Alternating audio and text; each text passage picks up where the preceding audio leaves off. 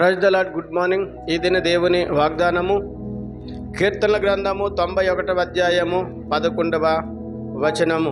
నీ మార్గములన్నిటిలో నిన్ను కాపాడుటకు ఆయన నిన్ను గూర్చి తన దూతలకు ఆజ్ఞాపించును.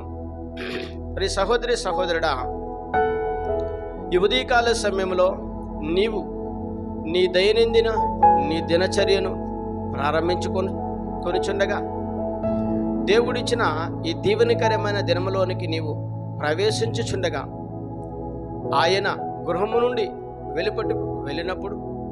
వెలుపటి నుండి గృహంలోనికి వచ్చినప్పుడు నిన్ను కాచి కాపాడుతానని, నీ ప్రయాణాలన్నిటినీ సుఖవంతము చేసి సుఖము సురక్షిత ప్రయాణములు నీకు దయచేస్తానని, మరి వాహనాలు ఎక్కి దిగినప్పుడు వాహనాలు నడుపుతున్నప్పుడు శక్తి బలము ఆరోగ్యమునిచ్చి జ్ఞానమును జ్ఞాపశక్తి మెలకువనిచ్చి నడిపిస్తానని ప్రభువైన యేసుక్రీస్తు వారి దినమునితో మాట్లాడుతున్నారు. అవును, మరి ద్వితీయోపదేశ కాండము 28వ అధ్యాయములో మరి తెలియబడిన లేఖనాల ఆధారముగా నీ వెలుపట్టుకి వెళ్ళినప్పుడు వెలుపటి నుంచి నీ గృహములకు వచ్చినప్పుడు నిన్ను కాచి కాపాడుతానని ప్రభువైన యేసుక్రీస్తు వారు ఆ దినము ఇశ్రాయేల్ వాగ్దానం చేసిన ప్రకారము ఈ దినము నీతో కూడా మాట్లాడుతున్నారు.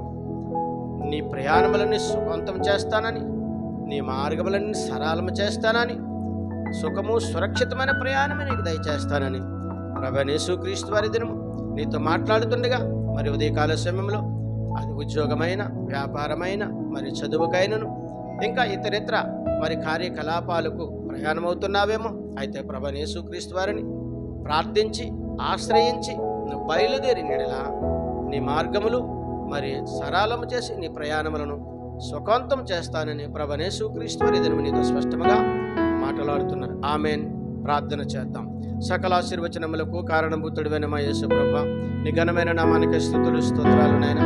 నీ సుందరమైన నామానికి లెక్కలేని వందనాలు. ఈ ఉదయకాల సమయంలో వాగ్దానమును చూసిన వాగ్దానమును విన్న ప్రతి బిడ్డను దీవించండి ప్రభువా, ఆశీర్వదించండి, మేలులతో నింపి కృపలతో కనికరించండి. యేసుక్రీస్తు పరిశుద్ధమైన నామములో అడిగి వేడుకొనుచున్నాను పరమ తండ్రి. ఆమేన్.